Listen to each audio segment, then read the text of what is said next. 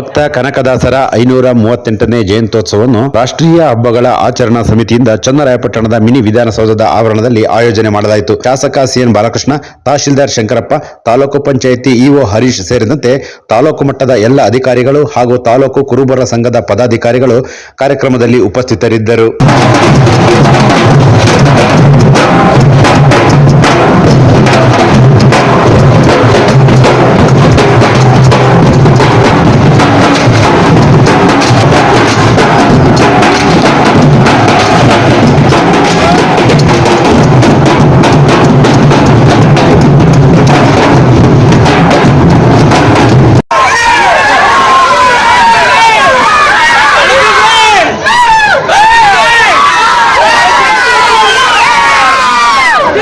ದರ್ಶನ ನೀಡಿದ್ರು ಅಂತ ಐತಿಹ್ಯ ಇದೆ.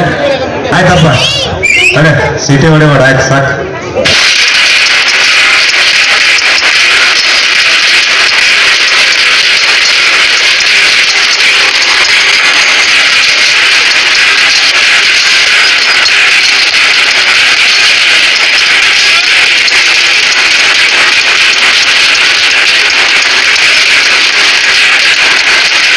ಹೌದಾದ್ರೂ ಕುಲ ಐತೇನಂತ ನಮ್ಮನ್ನ ಕನಕದಾಸರು ಎಚ್ಚರಿಸ್ತಾರೆ.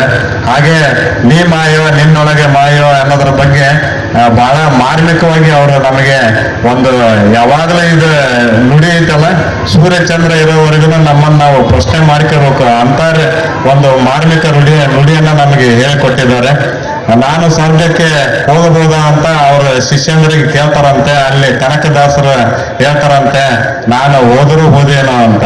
ಅಂದ್ರೆ ಕನಕದಾಸರ ಹೋಗ್ತಾರಂತ ಎಲ್ಲರೂ ಈ ಕುಲದ ಮೂಲವನ್ನೇನಾದರೂ ಬರಲಿಲ್ಲ ಇರ್ತಕ್ಕಂಥ ಒಂದು ಸಂದೇಶವನ್ನ ಭಕ್ತ ಕನಕದಾಸರು ನೀಡಿರ್ತಕ್ಕಂಥ ಹಿನ್ನೆಲೆಯಲ್ಲಿ ನಾವೆಲ್ಲರೂ ಕೂಡ ಅವರ ಆದರ್ಶಗಳನ್ನು ಪಾಲಿಸ್ಕೊಂಡು ಹೋಗುವಂಥದ್ದು ನಮ್ಮೆಲ್ಲರ ಆದ್ಯ ಕರ್ತವ್ಯ, ಜವಾಬ್ದಾರಿ.